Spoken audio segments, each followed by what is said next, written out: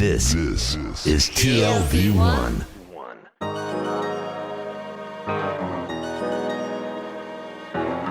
The Tel Aviv Review.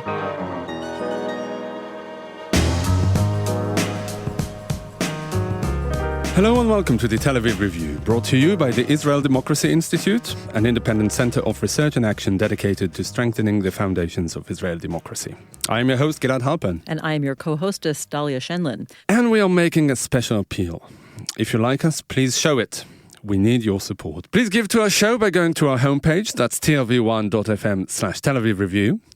Scroll to the bottom and you'll see a big red button that says Patreon. Click and support us. We're counting on you. In return, every week we'll bring you episodes talking about books and research and other things that have caught our attention. Our guest today is Tamar Hermann. She is a senior fellow at the Israel Democracy Institute and a professor of political science at the Open University. She conducts one of my favorite pieces of research in Israel, which is the monthly Peace Index, together with Tel Aviv University. It's an indispensable resource. And at the Israel Democracy Institute, she heads the legendary Gutman Center for Public Opinion and Policy Research. She is the expert that people like me, pollsters, look up to on issues of public opinion. Tamar Hermann, welcome to the show. Hi, Dalia. Hi, Gilad. Before we begin a discussion about the findings of your most recent Democracy Index survey, please tell us about this project that is called the Democracy Index in Israel. How was it born? What is it intended to accomplish? It was founded in 2003 by my mentor, and I think also Dalia's mentor, Professor Asher Arian, who decided to have this kind of repeated survey, annual survey. They weren't sure at the time whether it will be an annual survey or a biannual survey, but they started in 2003, repeated it in 2004, and ever since that, it's a project. You know, when you repeat a survey, you have this huge temptation to repeat it and recheck. Most of the questions are being repeated every year, but every year we also have special segments related to issues, ad hoc issues that were relevant to the specific year. The sample is, of course, a national representative sample. We have both Jews and Arabs in this survey, which is not self-evident because for many years in Israeli surveys, the Arabs were left out based on the argument that Arab respondents' answers are not valid enough or not reliable enough. So the fact that Professor Arian decided to have a full-fledged sample of the Israeli Arabs was quite innovative at the time.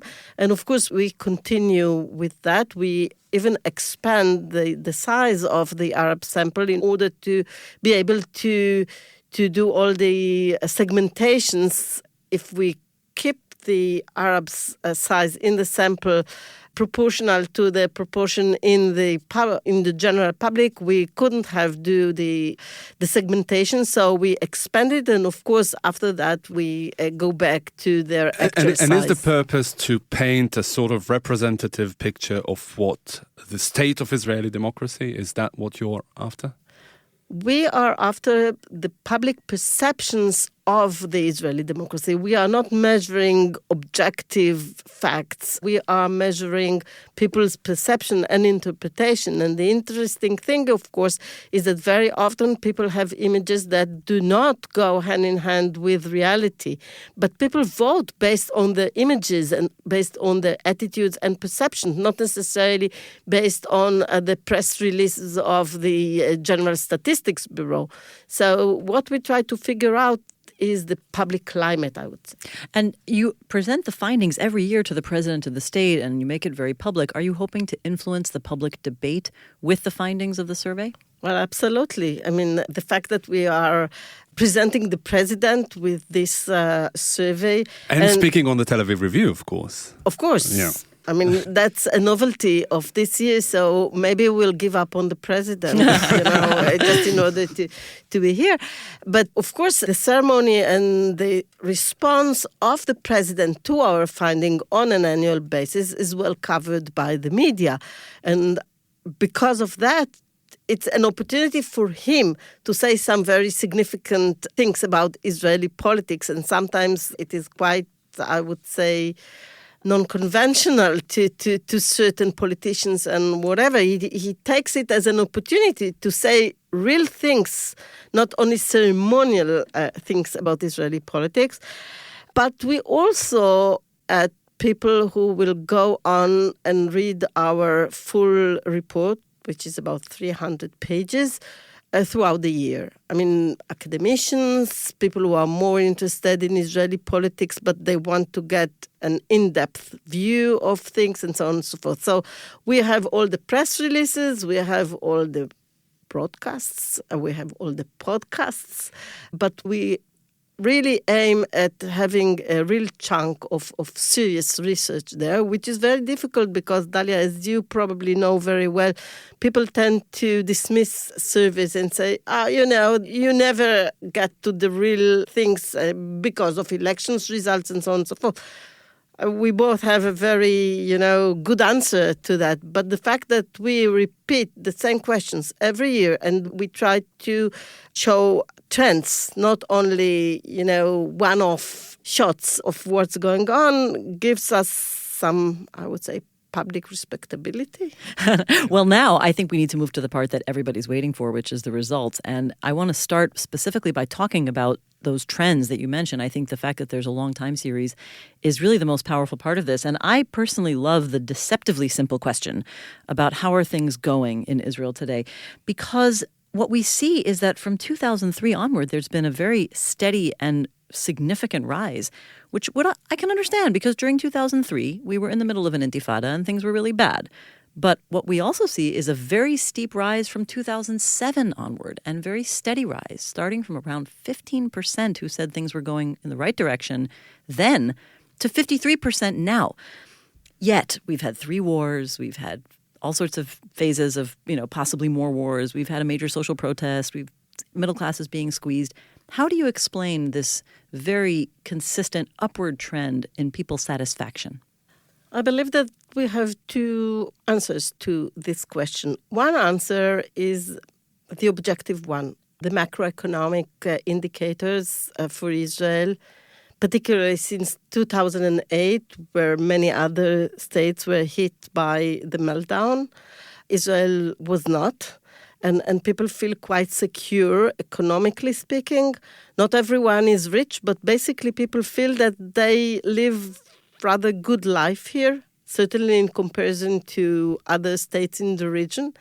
Second, in fact, security is quite guaranteed.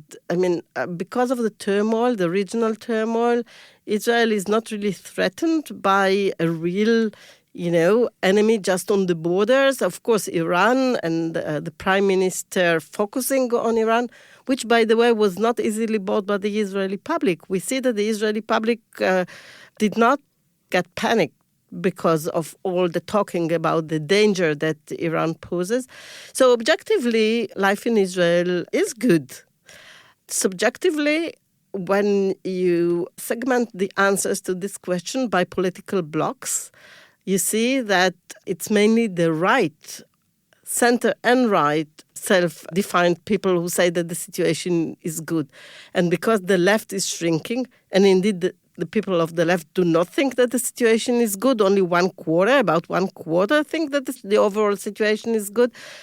With the increase in the number of those defining themselves as being on the right, which is like 55% to almost 60% in our most recent Peace Research survey, it changes the proportions. And as there are more people on the right, more people on the center, and people of the right and people of the center think that the situation is good because otherwise they wouldn't have voted for. Perhaps this accounts for the elimination of the left, because many people who are happy with the security situation and with the economic situation no longer define themselves on the left because they are in support of the government policy and therefore, part of the right now. Well, right? That's the chicken and the egg thing. Yeah. Huh? Mm-hmm. Right. And basically, mostly people at the center are frustrated leftists. Absolutely. I have seen the exact same thing in my surveys over the years. There are people who have left the left, think a lot like the left, but can't stand to vote for the left anymore. particularly they are similar. The left, because the right is right. Sorry, go on. What was left of the left, huh? We can make jokes about it, but sorry, Gilad, you are a quipster. Basically, those who left the left and now are located in the center can easily go back to the left if the situation would change. But people of the right would never vote left, and people of the left would never vote right. So it's the center that may change things, but only providing that things on the ground would change. For example, if another peace plan is put on the table and the Saudi king and the Egyptian president and the Jordanian king and you name it would come and say, we love you guys, let's opt for this peace option, people may change their mind. But right now, as they do not see peace as a realistic option, they leave the left, which is mostly identified by its positions regarding the issue of the Israeli-Palestinian Which is really conflict. interesting, because most of those issues, as you say, are off the table now in the way the right won. Yet, one of the key findings of this year's study, and the most astonishing one, I would say, is that this is a time of unprecedented polarization between left and right. That for the first time, people think that the main issue dividing Israelis is left and right rather than Jews and Arabs. How does that fit into your analysis so far? And why has that changed so much since 2012? You show a very sharp rise in people who say that is the deepest polarization in the country. I'll first answer the first Yeah, no, it's the same and then question. I'll go. I was not trying to pile on. It really was the Okay. same question. Basically, people in Israel do know where they stand politically. I'm sure that you have experienced the same thing when you come with your data and present it abroad. Colleagues are saying, can't be. How comes that you have only 5% don't knows or 10% don't knows? Because Israeli society is a highly politicized society. People actually identify themselves even in social events by their political tendencies or affiliation or whatever. They give you the information even if you didn't ask for it. Okay.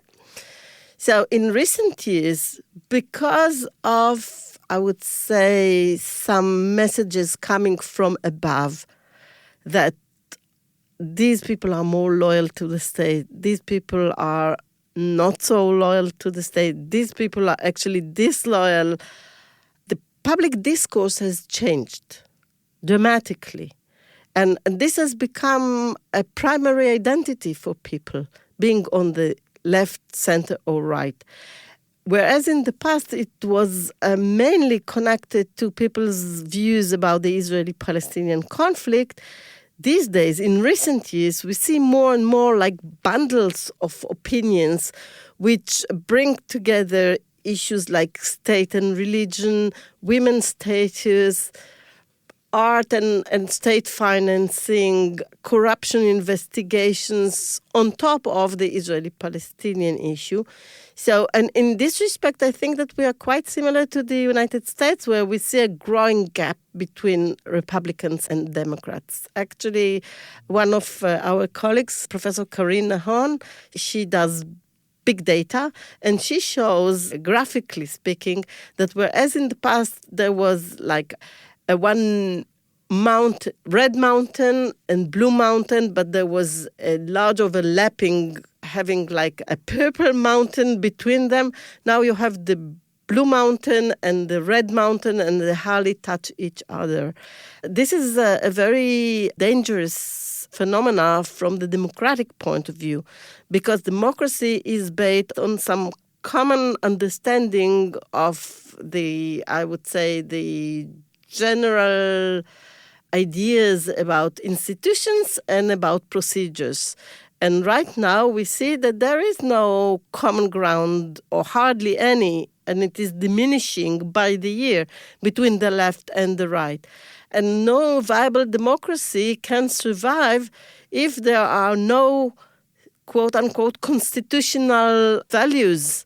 And Israel does not have a constitution, and therefore we relied very heavily on what is very often related to as the national consensus, and we don't have any national consensus anymore. Just to highlight that, I want to point out two pieces of data that stand out on this issue of how Israelis are divided not only about the conflict, but on democracy issues. And the first one is what I call, the basic indicator of trouble in paradise, which is that when you ask people if democracy is in danger in Israel, society is perfectly split. There's 50% who say it is and 46% who say it's not, which, if you look closely, is not a bad reflection of the Knesset parties in terms of the bloc of the right being about somewhat more than half, and the bloc of the center plus left being a little less than half. So is that the essential political divide that we see in Israel?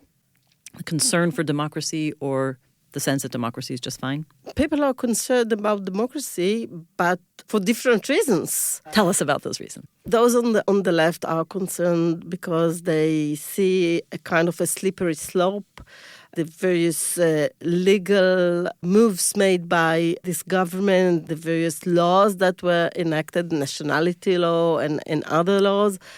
And they believe that liberalism is diminishing in Israel. And this is the main source of concern.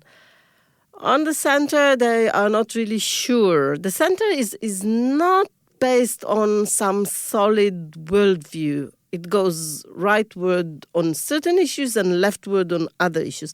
However, the right, who is less concerned, of course, than the center and the left, is concerned because what they see as the deep state in Israel, they see, for example, the Supreme Court as representing political agenda, too liberal agenda, an agenda that doesn't take into consideration enough the national issue, as representing some imported ideas coming from the West about universal civil rights and human rights and so on. So they see as the main danger coming from institutions that we normally tend to see as, I would say, the checks and balances in a real democracy. Particularly the point about the number of people that support canceling the court's right of judicial review and the ideological breakdown between center, right, and left. Can you talk about where that is in Israeli society? Yet, at the same time, another thing that struck me was that the level of trust in the Supreme Court is still relatively high. Well, it's lower than it, compared to the others. No, but it's lower than it used to be. Yeah, much lower. It used to be in the upper 70s, and it is increasingly going down. As about the Supreme Court, the authority to abolish laws that were enacted by the Knesset, 56% of the right say that it should be taken away from the Supreme Court, 22% of the center, and 11% of the left. However, if you look at it by the year, in 2015, only 32% thought that this authority should be taken from the Supreme Court. In 2017, already 36%, and in 2018, 40.5%. That's almost an amazing half. rise. Yeah. And it is, of course, the outcome of the strong indoctrination coming from the leaders of the state, or the prime minister, minister of justice, and so on and so forth. So their campaign against the Supreme Court is amazingly successful. But isn't every campaign... I'm sorry, I was going to ask that question later on, but since you've raised the issue, isn't everything that comes from above successful? We're talking about the Supreme Court in this case, and also the trashing of the left that has become pretty successful, and the low trust in the media, that is another issue that struck me. All these campaigns against state institutions and state principles managed by the very upper echelons of the government do manage to trickle down however you look at it, right? I mean, is this something that, having done this research for so many years, is this something that is consistently true? Absolutely not. Because let's talk about the Oslo process. It came top down and people were not convinced by it. Israelis are not easy to be convinced by the leaders. They actually take everything with a grain of salt. They do not buy everything that the government is telling them. But right now, what we see is quite an amazing correspondence between what the government is aiming at and what the mainstream on the public level, grassroots level, is aiming at. This correspondence has to do mainly with the nature of the state. The government wants it or declare of its will to make it more Jewish, and the mainstream in the Israeli Jewish public is wishing this transformation to take place in the foreseeable future. So you think it's a convergence? You don't think that Israelis may be becoming less critical in general? And I know what you're saying, that Israeli public can't necessarily be manipulated, but maybe we have developed into a society that is not as sort of critical and questioning in our general discourse. Well, remember Printzak illegalism as the main feature of Israeli society. Israelis are not obedient. They are not doing it because they were told to think this way or another. It is just a really unique point in time of such a strong convergence between it doesn't take much persuasion by the leaders to persuade the people, because it fits like a hand in a glove. But then we have to ask the opposite. Maybe the leaders have picked up on this in the public and they're saying, we're going to run after this public with these populist ideas. And maybe they're just following what they see as very, low-hanging fruit in terms of popular public ideas about strengthening national identity, the kind of nationalist populism we see sweeping America and parts of Europe. Might be. And certainly they read the public's mind and hearts. And it's very important to point to the heart issues, sentiments, better than the leaders of the left. Okay? So as politicians, they are doing much better in serving their position as representing the sentiments and the attitudes of the public. This is really very interesting, because if you take another finding that you have, the people's attitudes towards the balance between Jewish and democratic. Among right-wingers, people are generally more happy with the balance the way it is. They support the Jewish and democratic paradigm as it is. And among left-wingers, they consistently show, and in much greater numbers, that they are unhappy with it and wish the democratic element to prevail much more than it does today. So that leads me to conclude, and correct me if I'm wrong, that the Jewish democratic paradigm serves right-wing instincts a lot more than it does left-wing instincts. So in a way, it's kind of a system that reproduces itself, right? Because the current situation caters to, say, less democratic or anti-democratic tendencies among the Israeli public we just talked about. But at the same time, they want it even, at a much greater pace than it is today. For many years, we say and write that Israel is standing on two legs, the democratic leg and the national Jewish leg. However, the Jewish leg is much longer for many years now than the democratic leg. So we're wobbly. This is why those on the right, or those who favors the Jewish character of the state, can live quite comfortably with this definition of Jewish and democratic, because democracy comes second. Whereas those on the left who are much more concerned, and we can easily understand why, of this shortness of the democratic leg, which is getting shorter and shorter by their interpretation. It's all a question of interpretation, of course. They cannot afford being so, generous and say, okay, let's have it Jewish and democratic.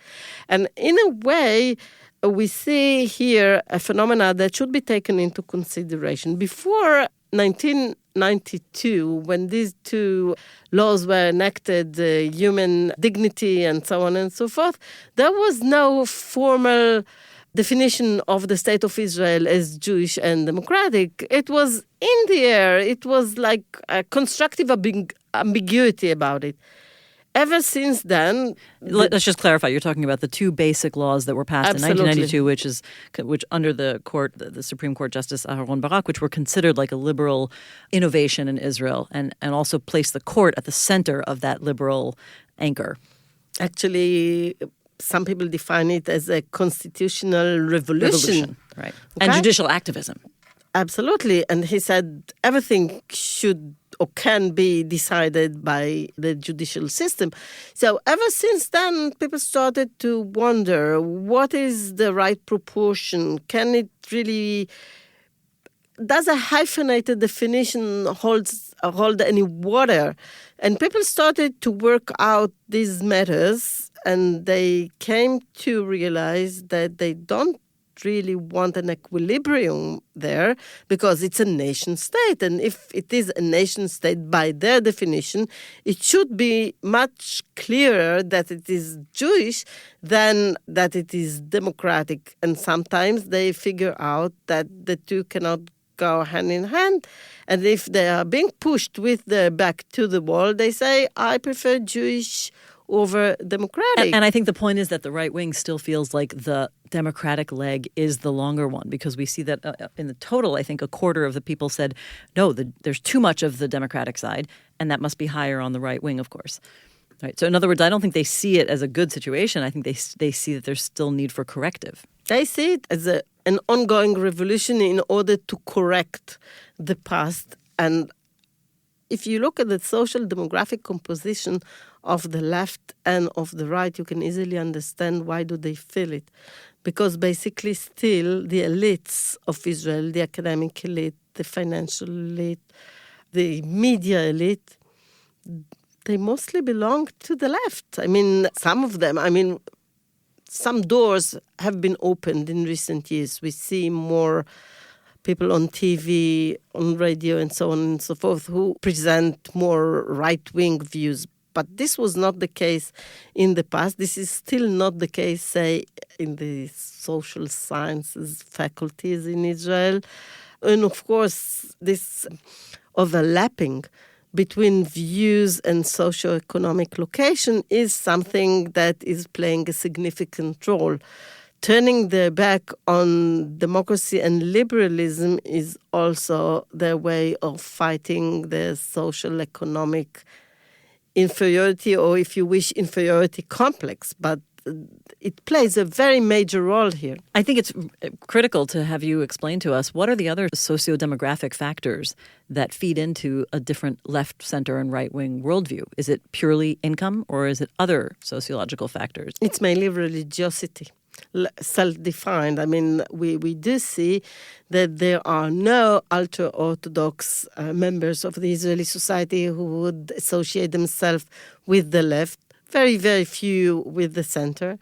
National religious or national Orthodox are mainly on the right. They might be found also in the soft right, but they certainly are not found on the left in significant numbers. So this overlapping between, and the secular bloc is divided almost equally between left, center, and right. So about a third, a third?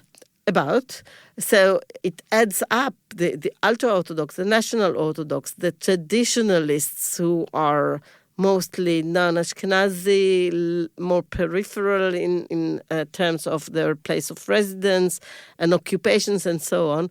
So there is hardly any way of increasing the size of the left because it is so strongly associated in people's mind with certain level of education, income, ethnic descent, and so on and so forth. And despite all this, despite the rise of Jewish ethno-nationalism, despite of their inward-looking religiosity of the right and the rising numbers, still many agree, both on the right and the left, that the level of Arab integration into Israeli society is relatively high. That they don't see the situation vis-a-vis Arab Israelis as anything to be alarmed about. They didn't say that they are not concerned about it, but they say that they are more and more integrated. You cannot escape this objective fact if you... So there's no value judgment in it? Not necessarily, because when we do ask them questions that involve values, for example, another survey that I conducted this week for one TV show, we asked about, are you concerned about the number of Arab soccer players in the Israel national team, the number of the pharmacists in the pharmacies. Which is largely an Arab profession. 50% of the pharmacists in Israel are Arab. And then we asked about the very high number of doctors and nurses in the Israeli hospitals, and we saw people highly concerned because of this growing number. So objectively, they tell you that Arabs are more and more integrated. It doesn't mean that they necessarily see it as like a positive, as a positive phenomena. Yeah, and I will say also on that point, I think you found that nearly 60% disagree with the statement that Arabs are a security threat, but among the more religious groups, a majority said they are a security threat. Absolutely. But there is another question that you should also present here, although in a way it is less, I would say, pleasant. When we asked our Arab respondents about the right of Israel to define itself as the nation state of the Jewish people, it's the second year in a row that over 70% said no. Okay, so basically they do not agree with, I would say, the pillar of the state of Israel. So less and less tolerant of that over time. They are more and more free or feel free in expressing their dissatisfaction with the Jewish definition of the state. So it's a boomerang effect that you see here. On the Jewish side, they try to emphasize more the Jewish character of the state. On the Arab side, they are becoming more and more alarmed of that, and they respond in a negative manner. And then the Jews say, of course, we should even emphasize it more because these guys do not agree with this as if a basic feature. And not just that, but apparently nearly half of Israeli Jews think that people who deny the Jewish definition of the state should be denied the right to vote. So it's like That's the mirror image of the Arabs' reluctance to agree that Israel is the nation state of the Jewish people. And we know that these social forces, they actually nourish each other. And there is much reciprocity here. You do not like me, I do not like you. You see that you don't like me and I dislike you even more. So these are probably irreconcilable contradictions, but now I want to ask about another contradiction, which is the following. The percentage of people who think the government is corrupt has declined from 2016 from 55% to 43%. Although over the last 2 years, we've seen an intensification of the investigations against the prime minister. I think at the time the survey was carried out, there were already recommendations by the police of his indictment on 2 files. People in the survey didn't know about the third recommendation, but how do we explain that the number of people who think the government is corrupt is declining, even though we're seeing very high-level investigations against the prime minister intensifying over that time? The answer is in the question, because people see the investigations as a political means by those elite that we spoke about earlier on. The deep state. The deep state, in order to pull the rug from under the feet of the incumbent government. They actually see it as a means of toppling the government based on some political preferences and not as a clean investigation. And this is very alarming because the police is being tainted as serving some specific political agenda. And this issue was put on the table a couple of days ago by the prime minister, who actually said the government, you are talking about the corruption on the upper echelons, but it is the police that should be, cleaned. Even though people trust the police, but then so it's almost like they are simply listening to the prime minister. It's also the but same with the local. Who is trusting the police? If in the survey, you'll have the absolutely. Level of trust. But if you look at the segmentation, you can see that more people of the left and the center are trusting the police, and this is why the numbers jumped up. But it's also reflected in local government that is also perceived as rather corrupt, but at the same time, many people trust the local government. It is trustworthy in their eyes. I mean, is there really a disconnect between the perception of corruption and the trustworthiness of the state institution? In a way, you were right. We see it in many, for example, countries in Latin America. People are saying everyone is corrupt. Now, the question is, are they also efficient?